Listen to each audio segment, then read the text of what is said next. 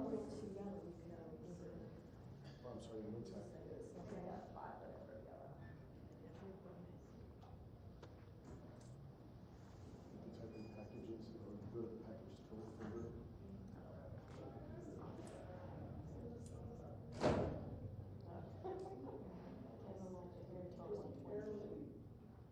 That's what was on the screen. Sort of search feature. You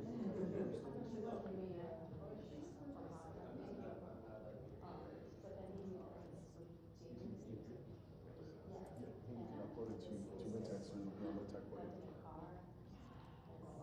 Yeah, no problem. Right. She's on the phone. Yeah, might need to update. I think there's some in the closet.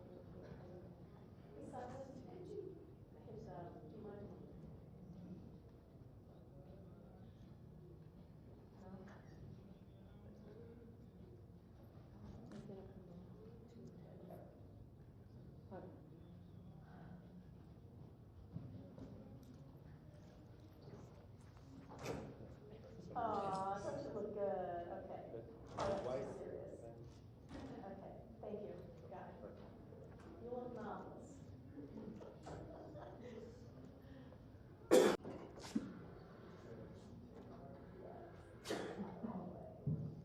But she's got some white on her clothing. No, it's not at work.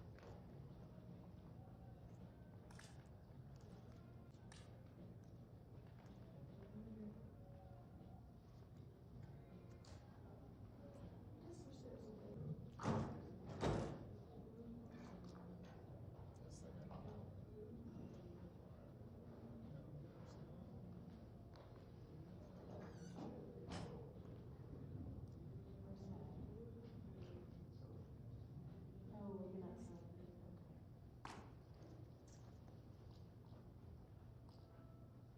Oh. Let me see what that looks like. Smells actually very cool.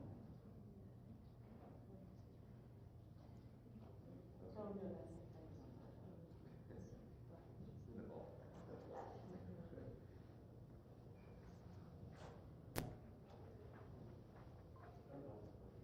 that's it.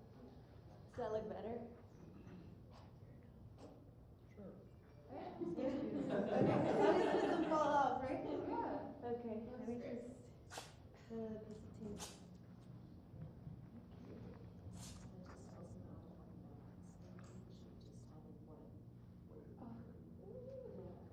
Keeps popping out. I'm sure someone has that information. Just computer.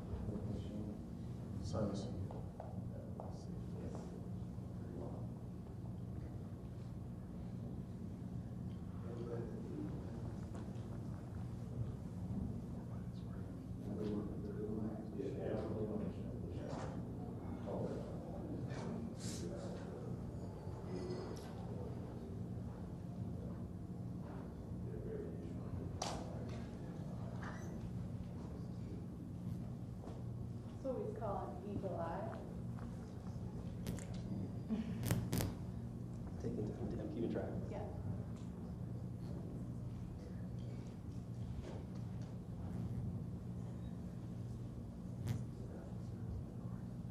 Two minutes.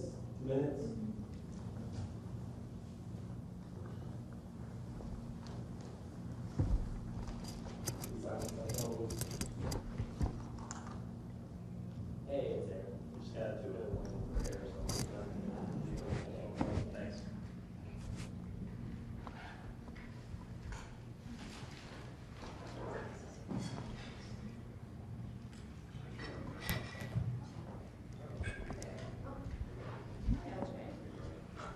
That's wrong.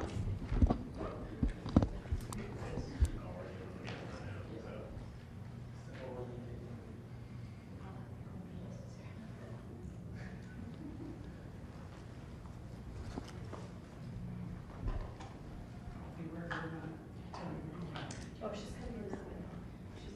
So not there. She's coming in that way. Jay, she's So gonna come it should straight be across this farther way. back, just so we can you kind have of this walk it in. Could I be here? Just Jay. for her walk-in. For her walk in, if you can take a step backwards and then just keep it and keep mics to the floor. Like A this? little bit lower, just for her walk in because she's gonna walk this way. And then you can raise it as soon as she's in the spot. Both.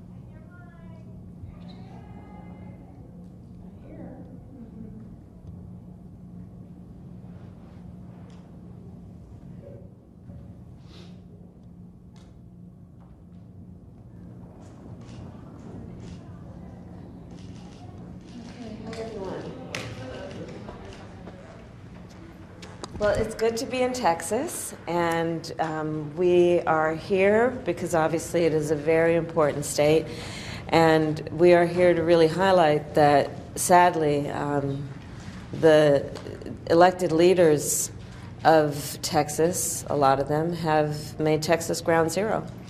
in this fundamental fight for the freedom of women to make decisions about their own body. So tonight we will be discussing the impact of that, not only to the women of Texas and their families, but to people around the country because of Trump abortion bans. And I do believe it is critically important to acknowledge that this is not just a political debate. This is not just some theoretical concept. Real harm has occurred in our country. A real suffering has occurred. People have died. And it is important to highlight this issue because this is among the most critical issues that the American people will address when they vote for who will be the next president of the United States. So I will be talking about the harm. I will be talking about those who have been directly impacted, and I will also tonight be talking with the American people about the power that you, the American people, have to make a decision about the future course of our country. And do we all agree that there are just certain decisions the government should not be making for individuals and their families? I also do want to address the comment that Donald Trump made about America being the trash can of the world, whatever he said, something along those lines. You know, it's just another example of how he really belittles our country. This is someone who is a former president of the United States, who has a bully pulpit. And this is how he uses it, to tell the rest of the world that somehow the United States of America is trash. And I think, again, the President of the United States should be someone who elevates discourse and talks about the best of who we are and invests in the best of who we are. Not someone like Donald Trump who is constantly demeaning and belittling who the American people are. America deserves better. And I'm happy to take any questions. Ma'am, you're here to talk about reproductive rights in Texas, not exactly a swing state in the last 2 weeks here. But this is an issue that a lot of voters are coming out to vote potentially for you on. But if you don't have a Congress that will codify Roe, like you've been saying on the trail, what specifically is your plan to expand reproductive rights in this country?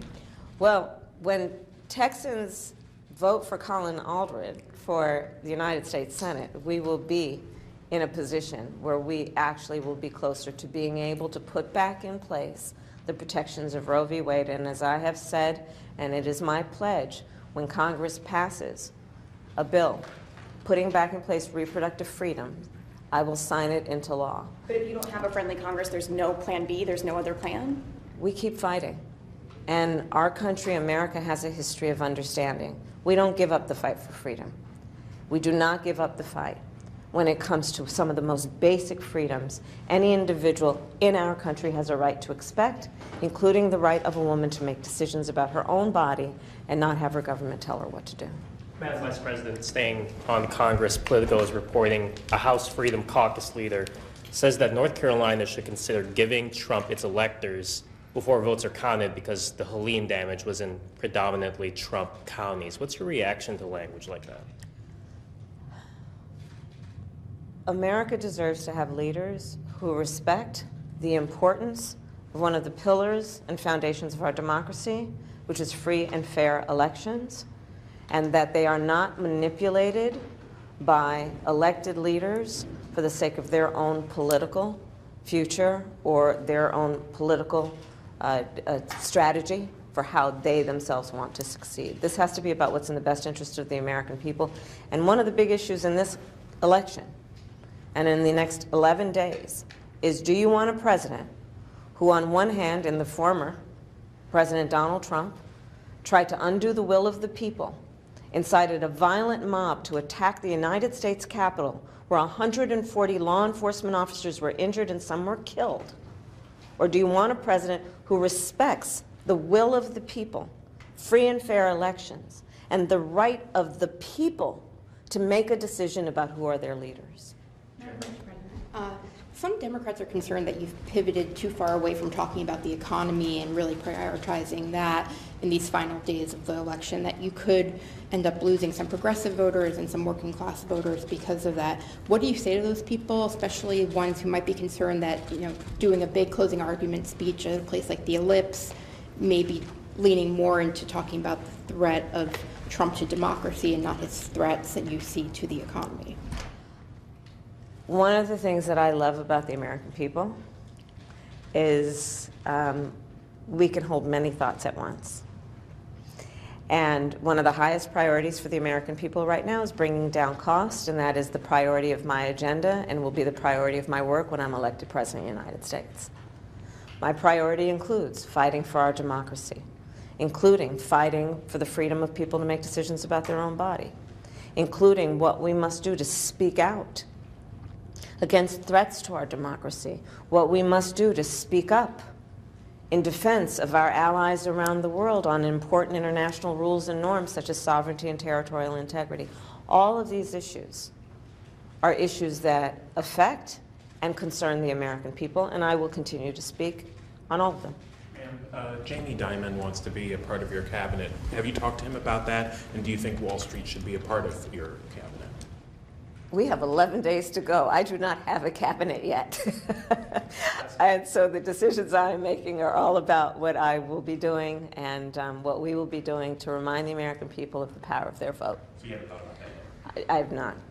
Madam Vice President, have you voted yet? Have you? I have not voted yet, but it's on my priority list for these next few days. Ma'am, one quick question. Mitch McConnell and Speaker Mike Johnson put out a statement comparing rhetoric that you have been using, comparing it to the man who's accused of an attempted assassination on your opponent, Donald Trump. Do you take their criticism seriously?